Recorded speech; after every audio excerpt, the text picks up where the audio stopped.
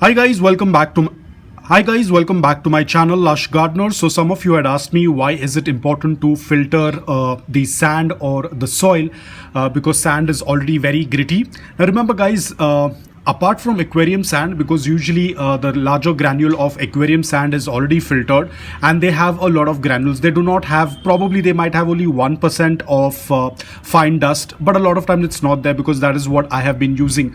But let's say if you're buying a river sand or if you're getting river sand from somewhere, river sand will have a lot of fine sand in it which has to be filtered. Now the reason why it has to be filtered, both the garden soil as well as the river sand, over here you can see I have filtered some river sand and you can see how fine the particles are. The reason why we filter is because this can clog the soil, this can clog the drain hole as well. I will show you, this pot does have a drain hole. Now as you can see, this particular pot does have a drain hole. So I will filter some more of the soil that I have. You can see the amount of dust that is coming up. So I'll filter this. This is very old soil that I had not filtered. It already had a good amount of sand in it. So I'm going to filter it. You can see there are some dry leaves of my haworthia. So this was an old soil. So I'm going to filter it completely. And you can see now it has a lot of sand, larger particles of sand. And over here, as you can see, this is completely filled with that fine dust, or you can say the fine particles.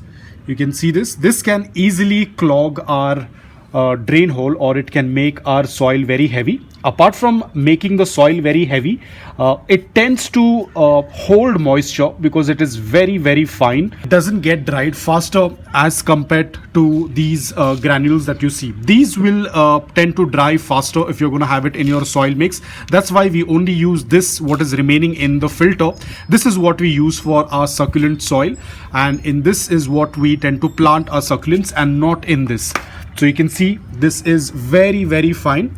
One is that it will get compact after it dries. Secondly, it has a high chance of retaining moisture because it is very fine and it will not dry. So now I will water this and show you how the water tends to drain out versus how the water tends to drain out from this mix. So give me a minute.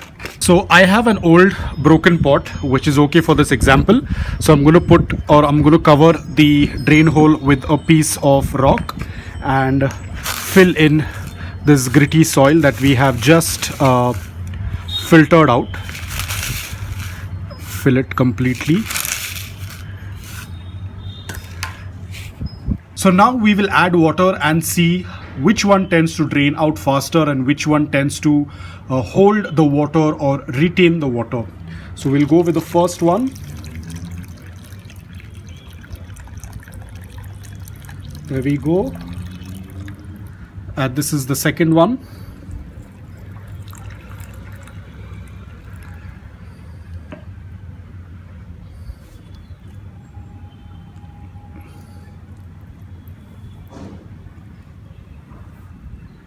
You can see this, how quickly the water happened to drain out from that gritty soil mix that we happen to make.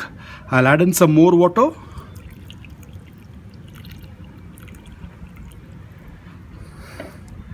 And you can see this.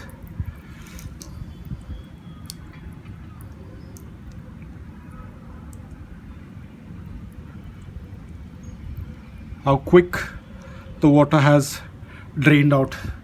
There is no water at all in this, completely drained out. Whereas this one, you can see it is just starting. Whereas this one, I have watered it twice and the water has passed through the drain hole. But this one, it still collected the water.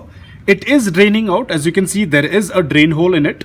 It is draining out, but you can see how slow the water is draining out from the pot. We'll leave it aside. The side to show it much better how long it takes for the water to drain out. Now you can imagine your succulent sitting in this, especially for people who are from tropical environments wherein it tends to rain quite often. I am one of them. It does rain a lot over here. At times it can rain for 2 to 3 days continuously. I recently had rains for 48 hours, and you can imagine if your succulent is going to be sitting in this, what's going to happen. So it's been like a couple of minutes, probably 1 or 2 minutes, but still The water is still there. It is draining out, no doubt, but it is very, very slow. Now imagine if it starts to rain and if your pot is out and if it's raining, let's say for 2 days continuously, this is not going to work out. Your succulent is definitely going to get rotted because of overwatering, of course. And apart from that, the soil is not going to dry that easily. It is going to take a very long time. Whereas this one, as you can see, it is completely drained out all the water. It is just wet, which will dry faster because it is just granules. It does not have a very compact or does not have a very thick, heavy soil inside. It will drain out. It's more sandy, but this is going to take forever for it to drain out. So this is what it is. It's very important for us to ensure that the soil mix is loose, porous, and of course well draining. If I'm going to show you this, you can see this, how heavy the soil is, very wet, very liquidy, not going to work out really well for our plants. Whereas this soil, you can see how gritty it is. It does have a lot of space in between. Even though it is wet, it is not sticking to each other. It is very, very dry.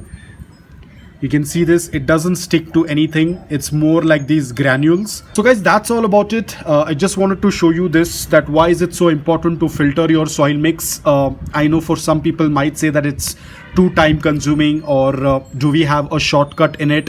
Remember, if you're going to have a shortcut, you are going to have some kind of issue with your succulent. If you are having time issues, probably you can filter everything in one go and keep it aside. Most of the times I do that. If I don't have a lot of time, I create one batch, probably around 2 or 3 kgs of soil. I filter them in one go and I store them, and then I can use them.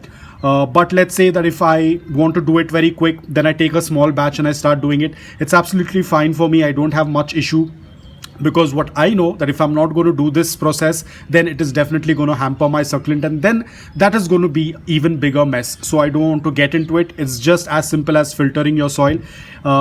Filtering a small batch, let's say for 1 or 2 pots, I think it will hardly take you a couple of minutes, maybe a minute or so, and you can filter it off. Because when you tend to take a filter like this and when you just shake it a couple of times, all of that fine dust is going to fall off, and it doesn't take like a couple of hours. Again, depending upon how much of soil mix you want to do it.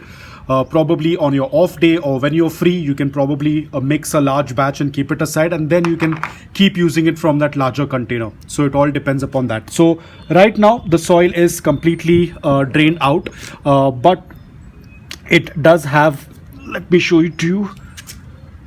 Though it appears like it is completely drained out, but if I'm going to press, you can see there is still some water in this, which is not good, and it is already starting to turn murk.